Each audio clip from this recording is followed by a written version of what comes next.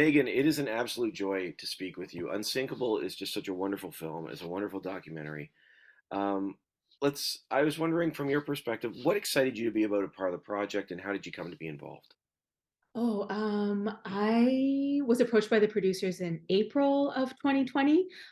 So the pandemic was just starting, and I had no idea that seniors did synchronized swimming. So that to me was really exciting, and especially with what was going on in the world right then, I was very excited about what seemed like an optimistic, hopeful, inspiring story. And I remember speaking to all of the participants, like in the early days of lockdown. And that's when I was kind of getting to know them. And at that point, we figured this COVID thing would be over in a few months, and then we could start filming that fall or winter. And then obviously, that's not what happened. We didn't get to start filming until December 2021. So, like a year and a half, I think, after I first started speaking to people. Um, yeah, so a long time. That's amazing. And again, like as I see in the film, I'm glad you bring up the pandemic because you see in the film these moments we're talking on Zoom, and I mean we're doing it now. It's just part of our daily lives. Mhm. It Yeah. absolutely is. But I was wondering what sort of impact that would have had on these athletes, and not even just them as people, but even athletically. Like that must have really slowed things down for them. It completely stopped for, I think, everyone except for Sue in Southern California, where the pools were outside. They all lost their pools for, I think, over a year in most cases, with maybe a couple of like brief periods of opening and then closing again. So they couldn't get back to practicing, couldn't compete, couldn't see their teammates, which was really heartbreaking in a lot of cases. And couldn't get the exercise that they were used to. Like a lot of them just love the water, and the water's the element they prefer to be in. So to not have that was really, really, really challenging. Absolutely, absolutely. Let's talk about synchro, though the impact of synchro as well, because I'm wondering from your experience with the time you've spent with them, what sort of impact does it have on them, this ability to be actively involved in something like this? Oh wow. I think it's like it's got so many benefits, and like the team aspect is a big part of that, like that social group, but it's also obviously like it takes incredible both like physical strength but also flexibility, but also memory is such a huge part of it, just because learning the choreography and trying to remember what you're supposed to do at every single beat in the song, and then like not getting kicked in the head or kicking your teammate in the head, and just keeping track of all that. Like there's a lot going on, so it's really really good for, yeah, good for probably everyone on like in all aspects pretty much. Yeah, regardless of age, that would be Yeah, that stuff is that's complicated no matter how old you are. yeah, totally. Yeah, we need that now. Yeah. It's true. It's true. What I was wondering too, though, like there's something about this that brings them to life. Like their souls light up. You can just see there's moments where Mm. they're doing. I think they're called land rolls, and or even in the open, Chris is doing a land roll, and he stops and he just goes, ah. And there's this few seconds of him with a giant grin on his face, and then he goes, "Oh, Suzanne's gonna hate that, his coach." And I'm like, "Oh, oh, I guess so." But it looked so great. But Yeah. but what is it about synchro that brings them to life? No, it is really certainly like a joyful thing for all of them.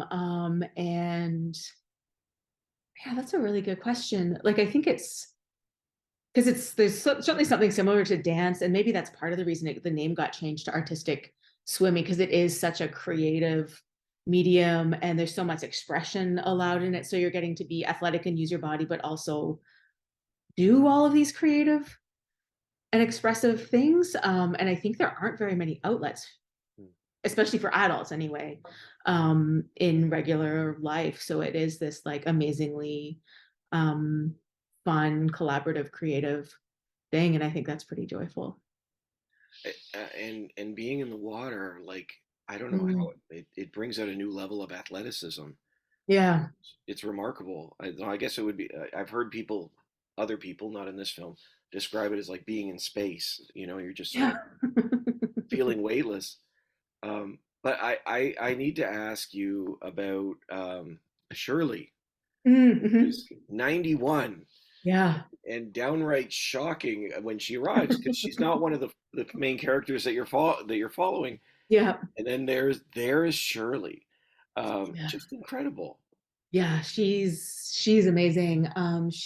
We had not met Shirley, had not heard of Shirley until we were at the US Masters Nationals in Maine. And then suddenly they announced the like 90 to 99 age category, which blew my mind. And then there was Shirley, and she was the only one in it. But she even did like a little land drill off to the side before starting, and then went out and dove in. And yeah, it was just incredible to see her still going. We did a little interview with her afterwards that didn't unfortunately make the film because of time, but her rules are basically like leave the house before 10 a.m., make sure you see people, and don't eat anything white except cauliflower. So, yeah. I, I mean, you can't get any simpler than that. That's Yeah. now I wanted to ask you too. There was a very interesting conversation takes place within the film. There are very few, if any, men in Mm. synchronized swimming. Um, Certainly, we see members of the LGBTQ community involved, but I'm just wondering, from your perspective and talking with people, why is it that we don't see more men in this? Oh, well, I mean, for the longest time, they weren't allowed to compete. Like it wasn't open to Really? men. Yeah. Oh, yeah. Yeah. So like when Chris was a kid, and he doesn't get into this too much, but basically like he wasn't like synchro wasn't an option that was open to him. So he became a speed swimmer, and only was able to get into synchro much later in life, like I think in his 60s even actually, like after his partner had died. Um, yeah, and Luther, it was the same thing. Like he was probably in his 60s, I think, when he got into it.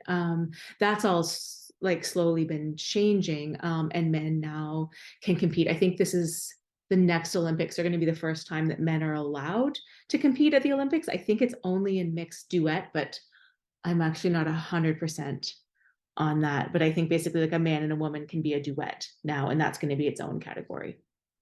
That's Um, fascinating to me, because yeah. I mean we have ice dancing with men and women Mhm. together, but I would have assumed that it was the same thing.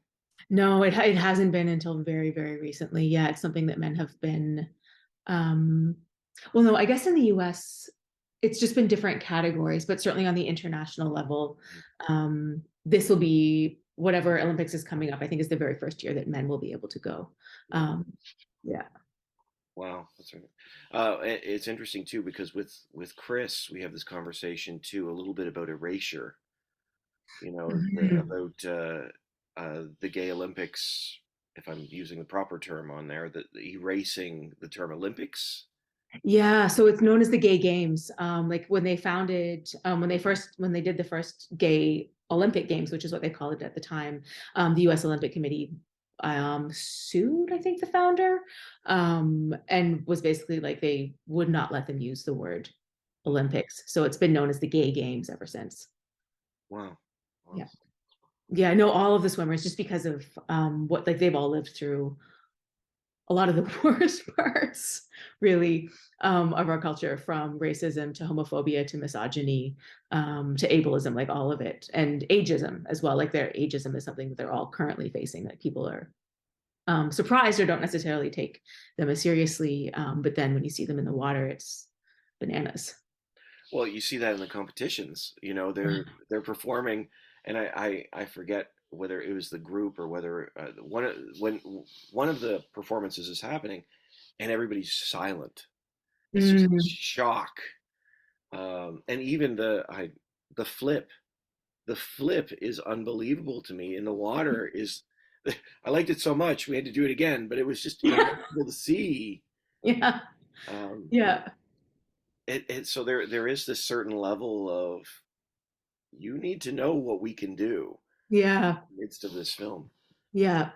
Yeah, no, definitely. Like, and the sport itself is really interesting, like in terms of exposing misconceptions. Because I think a lot of people, like when synchro started, people thought it was easy because it was only open to women. They had to like wear makeup and have big smiles plastered on their faces. So it made it seem like it was just easy, and it's an extraordinarily hard sport. And same with people as they get older. Like the assumption is that like it's just inevitable decline and people can't do what they used to be able to do. But yeah, these guys certainly all kick right back against that. Well, with that being said, what surprised you most about them? Oh, yeah, really. I mean, they're like incredible athleticism. Like just unbelievable what they can do. Like when we first met Sue, it's actually the first scene that's of her in the film where she's stretching on the side of the pool and she just was immediately like lifting her leg up by her head and then jumped in the water and was doing all these crazy laps and then just like boosting up out of the water and it was just yeah, amazing. And Chris too, like he's swimming. He was also doing some speed swimming, and I think he did the 50 free in like 27 seconds or something crazy. That would be a great time for anyone, really. And he's turning 70 this summer. Um, and Luther and Monica too, like they're all amazing athletes. Yeah. That's incredible. Uh, I admit that this is just sort of a side question when I saw it, but it's been a long time since I've seen Moses Znaimer's name on credits. I was just wondering how, like he growing up, I mean, he was the guru of City TV and all of these things. I'm wondering how Moses Znaimer got to be involved with the project. I'm unfortunately the wrong person to answer that because Oh. I've never met him. When I saw his name in the credits, I was surprised, um, especially because it's first, and it was like, oh, who is that? I mean, I'd heard his name before, but I've never met him, never spoken to him. I've yeah heard he's done a lot, and he I guess runs Vision Television. I should know that.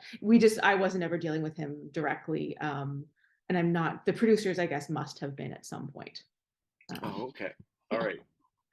right. Yeah, I mean, having grown up in Toronto, that was just a name that we saw in so many projects, and Oh, cool. so when it came up, I went, "Oh, really? Okay." Yeah. Well, I hope I get to meet him. Well, it's such a wonderful project, Megan. It really is. And Thank you so much. what, what do you hope people take away from the film as we wrap up? Oh, I really hope, yeah, I really hope people take away like whether or not they want to start trying like synchronized swimming. I hope, I guess, the realization that it's never too late to try something new, and it's never too late to like go back to something you loved as a kid, and really just to essentially to quote Monica at the end of the film, like to just grab a passion and hold on to that and just keep seeing where it takes you. Yeah, it's never too late to keep trying. Yeah, I love that the way she says that the world is not Yeah. as bad as we think it is. Yeah. It's such a hopeful message. I was like, oh, I need to hit the pool. Uh, Yes. I actually started, I've never lane swum in my life. And I started doing that a few times after the film because it was like, maybe that's the secret. Maybe I'll be half as fit as some of these people when I'm their age if I can get in the water more. I'm not gonna lie, I'd take being half as fit as them now. Uh, Yeah. Oh, yeah. like Yeah. I'm half their age. Can I please be half as fit? Half as Um, fit. Yeah, that'd be great. Yeah. Honestly, Megan, thank you so much for the time. I really do appreciate it. The film is Oh, my great. pleasure. It's yeah. I wish you the best, and I wish you the best of the festival as well. Thanks a lot. Yeah, I'm really looking forward to it. HotDocs is so great. Yeah, Yeah. absolutely. Thanks so much.